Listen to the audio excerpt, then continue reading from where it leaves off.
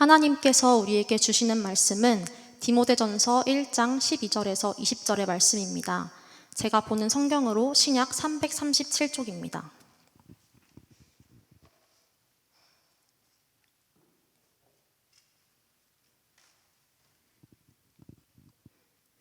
이제 디모데전서 1장 12절에서 20절의 말씀을 봉독하겠습니다. 다 함께 일어나셔서 하나님의 말씀을 경청하시기 바랍니다. 나를 능하게 하신 그리스도 예수 우리 주께 내가 감사함은 나를 충성되이 여겨 내게 직분을 맡기심이니 내가 전에는 비방자요 박해자요 폭행자였으나 도리어 긍휼을 입은 것은 내가 믿지 아니할 때에 알지 못하고 행하였음이라.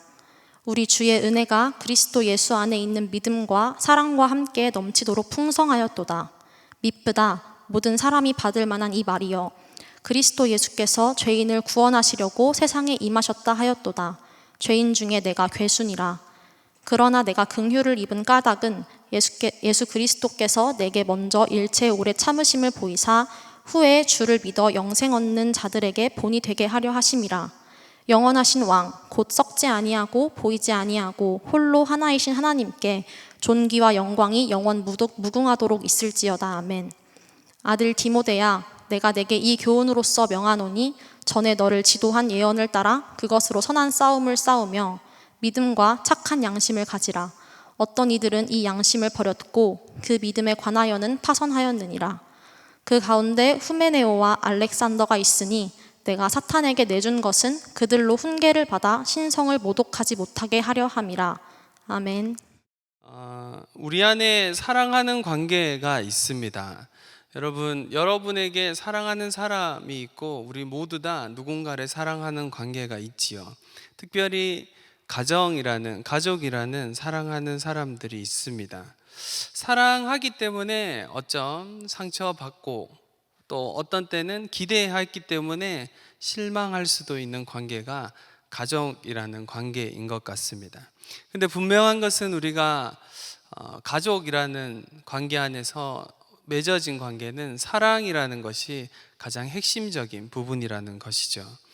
아버지가 나를 사랑하시고 어머니가 그리고 형제들이 나를 사랑하고 나를 아낀다라는 건 어쩜 평상시에는 잘 느끼지 못하지만 어려운 일을 경험하거나 아무도 나를 돌아보지 않고 도와주지 않을 때 가족만은 우리를 도와주기 때문일 것입니다. 제가 아버지가 나를 사랑하셨구나라고 더 깊이 느낀 건 시간이 조금 흐르고 지금 제가 그렇게 보이지 않겠지만 40대인데 40대 이 분위기 뭐지?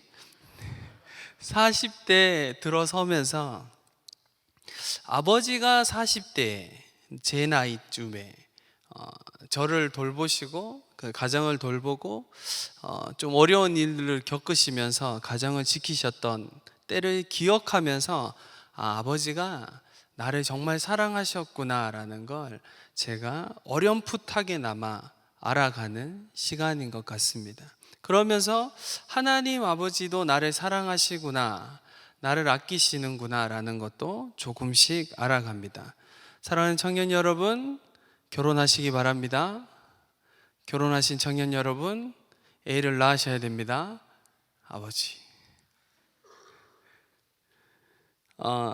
우리 안에 결혼한 신혼부부가 있다는 건 너무 좋습니다. 그리고 많은 도전을 주고 어떤 새 가족이 저에게 이렇게 얘기했어요. 저희 청년부에 처음 왔는데 왜 매주 결혼 인사를 하나요? 여기는 결혼을 이렇게 많이 하나요? 이렇게 얘기했어요. 저는 사실 느끼진 못했는데 감사했습니다. 저 비렌티 유채올 매니저랑 친해지고 있어요. 그래서 매달 가서 인사하고 이제 저를 간섭하지 않아요. 어떻게 해야 되는지 묻지도 않고 내가 알아서 하겠다고 이제 하면서 제가 주례를 하고 합니다. 우리 안에 누군가를 사랑하고 아끼기 때문에 하는 행동들이 있습니다. 누군가를 사랑하기 때문에 권면하고 또 누군가를 사랑하기 때문에 이야기하는 일들이 있지요. 오늘 본문도 바울이 영적 아들인 디모데에게 사랑하기 때문에 권면하는 이야기입니다. 디모데 전후서에 대한 특별히 오늘은 전서를 볼 텐데 이번 주와 다음 주 디모데 전서를 좀 보려고 합니다. 디모데 전서를 바울이 58년에서 59년 정도에 썼습니다. AD.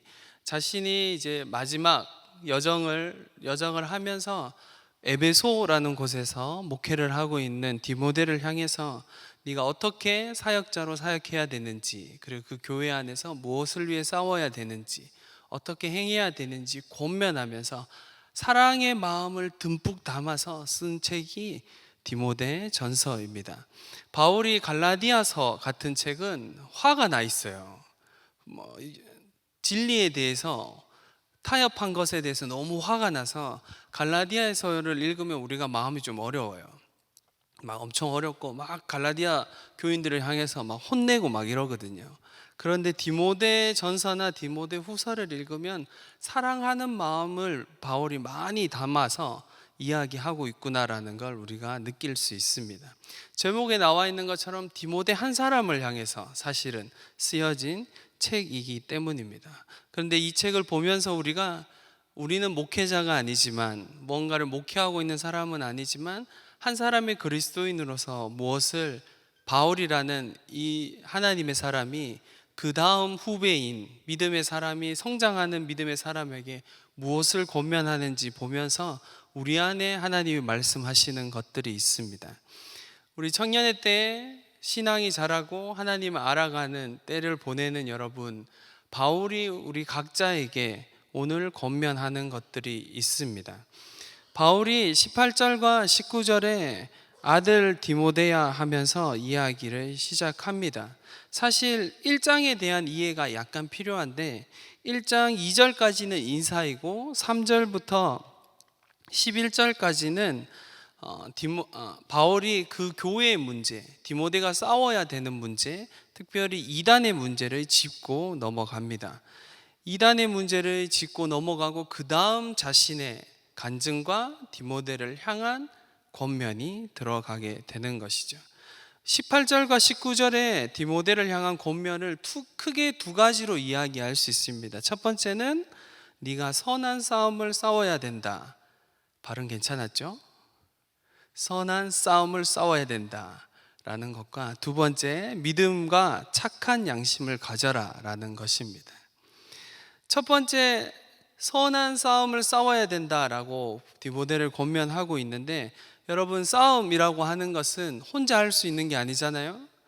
누군가가 대상이 있는 것입니다. 그것은 앞에 언급한 1장 3절부터 11절까지 언급되어 있는 다른 교훈을 가르치는 것에 대해서 네가 싸워야 된다, 진리가 아닌 것에 대해서 싸워야 된다라고 권면하고 있습니다. 초대교회, 지금 초대교회가 태동되고 초대교회가 성장할 때 그것과 함께 영지주의라는 것이 이단의 가장 핵심적인, 지금도 있습니다 여러분. 대부분의 이단의 핵심 교리가 영지주의에서 나옵니다. 영지주의를 쉽게 얘기하면, 간략하게 얘기하면 이런 거예요. 영은 거룩하고 선한 것이고 육체는 더럽고 악한 것이다 라는 개념입니다. 가장 쉽게 얘기하면 그런 개념이에요. 그래서 영은 중요한 것이다. 예수님은 십자가에서 육체가 죽은 것이 아니라 영이 죽은 것이다 라고 이렇게 표현하는 겁니다. 기독교에서 가장 핵심적인 교리들을 부정하는 것이죠. 구원파에서 이렇게 얘기합니다. 한 번 구원받으면 끝이다. 영원히 구원받은 거니까. 그러니까 육체는 마음대로 해도 된다라고 이야기하는, 이단이 이렇게 이야기합니다. 사이비나 이단의 가장 핵심적인 부분은 여기에서 옵니다. 육체와 영을 분리해서 생각하는 것이죠.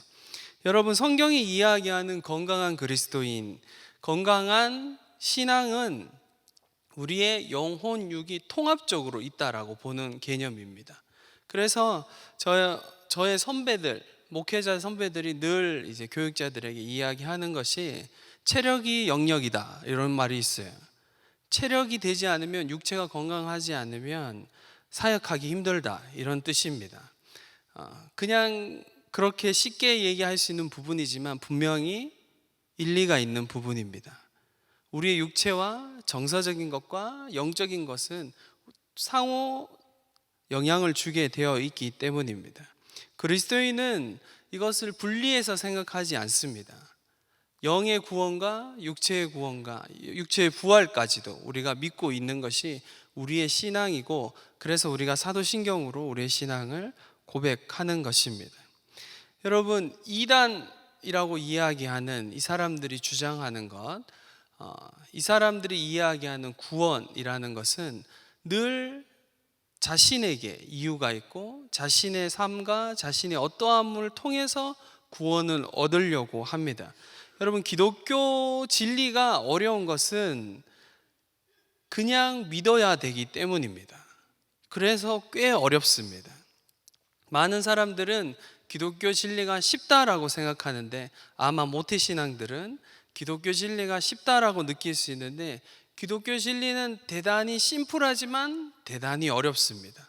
왜냐하면 우리는 무엇인가를 해야, 그리고 거기에 대해서 상을 받든지 벌을 받든지 해야 좀 편한 것이 인간의 본성이기 때문입니다. 그렇잖아요. 여러분, 착하게 살면 상을 받고, 내가 하나님 앞에 뭔가 잘 살고 거룩하게 살면 하나님이 나를 축복해 주시고 나에게 좋은 길을 열어주시고 이래야 되는 것 같고, 내가 죄를 짓든지 나쁜 짓을 하면 하나님이 나에게 벌을 주시고 악을 주셔서 내가 벌을 받는 것이 당연한 것 같고, 이건 기독교 신앙이 아닙니다. 놀랍게도 근본적인 기독교 신앙, 우리가 구원을 얻는 것이다 라고 이야기하는 기독교 신앙의 핵심은 하나님 예수 그리스도께서 우리를 위해서 죽으시고 부활하시고 다시 오실 것을 믿는 것입니다. 나에게 근거와 이유가 없고 오직 하나님께만 근거와 이유를 가지는 것이 우리 기독교 신앙의 핵심입니다. 이것을 흔들면 그 다음이 다 흔들립니다. 여러분의 신앙이 여기에 뿌리를 받고 자라가야 됩니다. 여러분, 하나님 앞에서 너무 뭔가를 잘해서 인정받으려고 하지 마세요. 그렇다고 예배 나오지 말고 이래라는 말이 아니에요.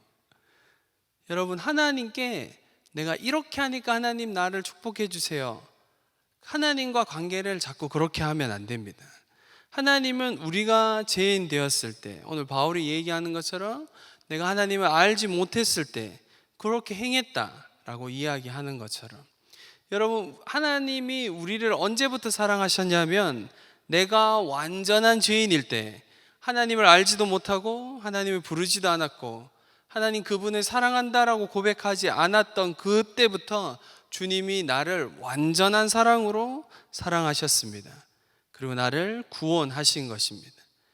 이것을 믿는 것을 우리가 구원이다라고 이야기하고 기독교 진리라고 이야기합니다. 그 다음에 우리의 삶이 있는 것입니다. 그 다음에 우리의 삶을 걸어가는 것이 있고, 그 다음에 우리는 어떻게 살아갈지에 대한 고민이 있는 거죠.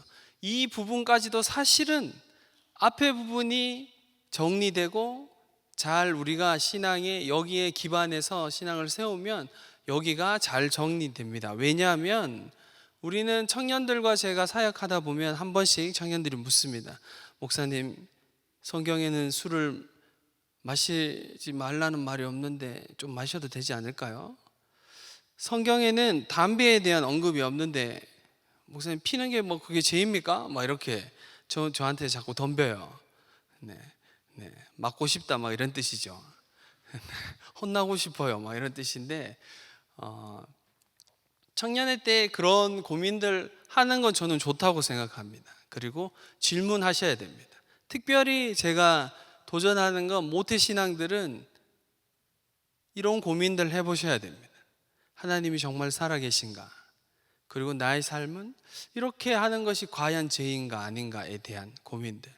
그런데 이런 고민들 가장 밑바닥에는 뭐가 있냐면 하나님이 원하시는 대로 살고 싶은 삶의 열망이 아니라 내가 원하는 대로 살고 싶은 삶의 열망이 있는 거예요. 왜 이게 나오냐면 우리의 신앙의 기본 자체가, 뿌리 자체가 다른 곳에 있기 때문입니다. 자꾸 성경이 해라 말아라 하는 것에 집중하다 보면 하나님과의 관계가 흐트러집니다. 이 정도 하면 하나님과의 관계가 난 잘 맺고 있고 난 잘 살고 있구나라고 착각하게 되는 거죠. 여러분, 성경이 우리의 신앙의 기준이고 하나님이 우리에게 주신 말씀입니다. 그것은 부정할 수 없지만 하나님과의 관계 안에서 성경에 있나요 없나요 이거를 가지고 자꾸 덤비지 마세요. 거기에서 자꾸 고민하지 마세요. 가장 단순한 건 우리의 삶 안에 하나님과의 인격적인 관계가 있어서 하나님이 여기 계시면, 나와 함께 계시다면 과연 내가 이렇게 행할 수 있는가 그렇지 않은가가, 그렇게 판단하는 것이 더 확실합니다. 거룩함의 기준이 여러분 세상 사람들의 기준보다 훨씬 높아야 됩니다. 여러분 도전합니다. 청년 여러분, 우리의 거룩함의 기준이 신앙이라는 사람들의 기준을 훨씬 더 높은 차원의 기준이어야 됩니다. 이걸 약간 조금 어려운 말로 초도덕적이다 이렇게 얘기도 하기도 합니다. 여러분, 이것에 대해서 우리는 싸워야 합니다. 이것을 지켜내야 됩니다. 그리고 여러분 삶에서도 싸워내야 됩니다. 타협하면 안 됩니다. 어느 정도 내가 하나님과의 관계를 가지고 하라고 한 것만 잘 지키고 그냥 이렇게 하면 구원을 받고 잘 살게 되겠지, 괜찮겠지, 하나님이 나에게 문을 열어주시겠지, 이런 신앙은 샤머니즘입니다. 기독교 신앙이 아닙니다.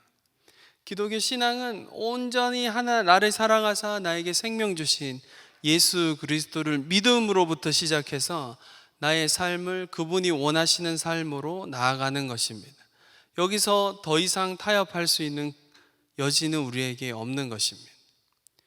사랑하는 청년 여러분, 여러분 청년의 때에 하나님의 진리를, 하나님을 더 알아가고 하나님이 내 삶에 요구하시는 은혜와 거룩함의 깊이가 어떤 것인지 더 알아가려고 싸우셔야 합니다. 세상은 계속 우리에게 요구합니다. 괜찮아, 그런 거 정도. 다 그렇게 하지 않습니다. 거룩한 하나님의 사람들이 여기에 있고 또 하나님의 사람들이 곳곳에서 하나님의 나라를 이루어가고 있습니다. 사랑하는 청년 여러분, 여러분 삶을 거룩한 가운데 세우려고 선한 싸움을 계속해서 싸워 나가십시오. 아마 지칠 때도 있을 겁니다. 아마 혼자 같다라고 생각되어질 때도 있을 겁니다. 그럼에도 불구하고 사랑하는 여러분, 권면합니다. 여러분에게 주어진 복음의 진리 위에 여러분 삶을 세우시고 타협하지 마시고 그 안에서 여러분 싸움을 계속해서 믿음의 싸움을 싸워 나가십시오. 계속해서 걸어가십시오. 함께 이 공동체가 여러분을 격려하고 지지하고 함께 믿음의 걸음을 걸어갈 것입니다. 바울은 디모데에게 믿음과 선한 양심을 가져라 라고 이야기합니다. 여러분, 이 맥락 안에서 쭉 이어지는 이야기입니다. 바울은 특별히 디모데 전서에서 3번이나 똑같은 이야기를 합니다. 1장 5절과 금방 보았던 1장 19절과 3장 9절에서 똑같은 이야기를 반복적으로 합니다. 선한 양심과 믿음, 이 믿음이란 것과 선한 양심을 계속 같이 두고 이야기를 합니다. 무슨 말일까요? 우리가 가지는 믿음, 금방 이야기했던 우리가 타협할 수 없는 그 믿음, 예수 그리스도를 향한 믿음과 선한 양심을 가지는 것, 보편적인 도덕, 세상 사람들이 다 이야기하는 보편적인 도덕을, 사실은 이 단어는 조금 더 깊은 단어이지만 쉽게 설명하면 그런 겁니다. 우리가 가지는 보편적인 도덕성을 더 같이 가져야 된다. 더 쉽게 얘기하면 삶을 요구하는 겁니다. 여러분의 삶의 자리에서 가지는 믿음과 삶과 다르면 안 된다라고 이야기하는 것이죠. 여러분, 우리가 가지는 믿음은 교회 안에 머물러 있는 믿음이 아닙니다. 우리가 가진 구원은 교회 안에만 있는 것이 아닙니다. 여러분 삶의 모든 영역 안에 있는 것입니다. 하나님은 교회 안에만 갇혀 계신 하나님이 아닙니다. 어떤 영역에만 있는 분 아닙니다. 여러분의 삶의 모든 자리에 있습니다. 가정에서도, 캠퍼스에서도, 직장에서도, 친구들과 만날 때도, 그 어느 곳에서도 하나님은 여러분과 함께 계신 분이십니다. 그 안에서 믿음과 선한 양심으로, 삶으로 살아내야 되는 것입니다. 여러분, 우리가 얻은 구원이기 때문에, 이미 가진 구원이기 때문에 가끔 착각할 때가 있습니다. 바울은 이미 얻었지만 아직은 아니다라고 계속 이야기하고 있습니다. 우리가 가진 구원과 믿음은 이미 우리에게 주어진, 믿음으로 우리에게 주어진 것이지만 아직은 완전하지 않습니다. 왜냐하면 우리는 육체를 입고 여전히 이 땅을 살고 있기 때문입니다. 구원은 내 쪽에 속한 게 아닙니다. 하나님께 주도권이 있는 겁니다. 하나님께 주도권이 있어서 내가 구원받았음을 믿습니다. 그렇죠. 그런데 완전하진 않습니다. 왜냐하면 우리 모두 다 하나님 앞에 섰을 때 하나님이 너를 구원하셨다라고 온전한 하나님의 나라를 들어갈 때까지는 완전하지 않기 때문입니다. 이 균형을 이해하십니까? 바울은 계속 그 얘기를 합니다. 로마서에서는 너희가 구원받았다, 완전한 구원이다라고 이야기하지만 다른 서신서에서는 너희 구원을 이루라라고 계속 요구합니다. 삶으로 증명하라고 이야기하는 거죠. 이 균형을 계속해서 우리의 삶에 가져가야 됩니다. 그렇지 않으면 한쪽으로 치우치게 됩니다. 아까 이야기한 것처럼 이미 얻은 구원인데 난 내 마음대로 살아도 되지 라고 하는 건 구원파입니다. 기독교가 이야기하는 삶이 아닙니다. 삶으로 무조건 드러내라 라고 하는 거, 어떻게 살아야 네가 이렇게 해야지만 구원을 얻는다라고 하는 것도 기독교가 아닙니다. 그건 샤머니즘입니다. 이 균형을 이해하십니까? 청년 여러분, 우리는 이미 얻은 구원 가운데 그 은혜 가운데 살아갑니다.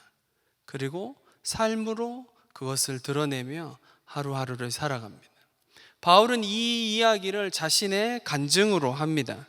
바울은 12절과 13절에 자기가 얼마나 예수 그리스도를 대적했던 사람인지 이야기하죠. 예수 그리스도를 대적자였고 나는 은혜 받을 수 없는 사람이었다. 그런데 어떻게 됐나요? 15절과 16절에 내 삶에 긍휼함을 베푸셔서 나를 부르셔서 나를 이렇게 세우셨다. 그 사이에 14절이 있습니다. 우리 14절을 한번 같이 읽도록 하겠습니다. 시작. 우리 주의 은혜가 그리스도 예수 안에 있는 믿음과 사랑과 함께 넘치도록 풍성하였도다. 여러분, 바울의 삶의 변화는 그 은혜 가운데 있는 믿음과 사랑 안에서 자신의 삶에 풍성했다라고 고백합니다. 그러니까 무슨 말이냐면 자신의 이유가 근거가 아니라 하나님의 그 사랑의 은혜와 풍성함 가운데 내가 구원받아서 주님이 나를 부르셔서 내 삶이 이렇게 가고 있다라고 고백하는 겁니다. 자신의 삶을 빗대어서 이야기하고 난 다음에 아들 디모데에게 이렇게 권면하고 있는 것이죠. 사랑하는 여러분, 여러분 삶에 하나님의 풍성한 은혜가 있습니까? 바울이 고백하는 내 삶에 주어졌던, 내 삶에 부인할 수 없는, 누가 이야기하더라도 내 삶을 부르시고 나를 구원하신 은혜를 누린 경험이 여러분 삶에 있습니까? 모태신앙들이 이렇게 물으면 흔들리죠. 있는지 없는지 잘 모르겠는데 이전의 삶이나 이후의 삶이나 별 차이가 없는데. 여러분, 저도 모태신앙입니다. 몇 번을 이야기했지만 저는 엄청 착한 사람입니다. 주님이 인격적으로 만나기 전까지 더 착하다는 소리를 많이 들었습니다. 인격적으로 주님을 만나고 자유해져서 좀 못돼졌지만, 여러분, 우리 안에 주어지는 그 은혜의 풍성함, 부인할 수 없는 하나님과의 인격적인 만남, 이전의 삶과 삶의 형태가 크게 달라지는 것처럼 보이지 않는 사람이 있겠지만, 또 어떤 사람 중에는 완전히 다른 삶으로 예수 그리스도를 모르다가 예수 그리스도를 알게 되어서 완전히 사는 삶으로 들어가는 사람이 있고, 모태신앙처럼 삶의 형태가 그렇게 달라지지 않는 사람이 있을지라도 분명한 것은 이 풍성한 은혜, 내가 예수 그리스도를 인격적으로 만나는 그 시간이 우리의 인생엔 분명히 있다라고 이야기하는 겁니다. 여러분 삶에 그 시간이 있으셔야 됩니다.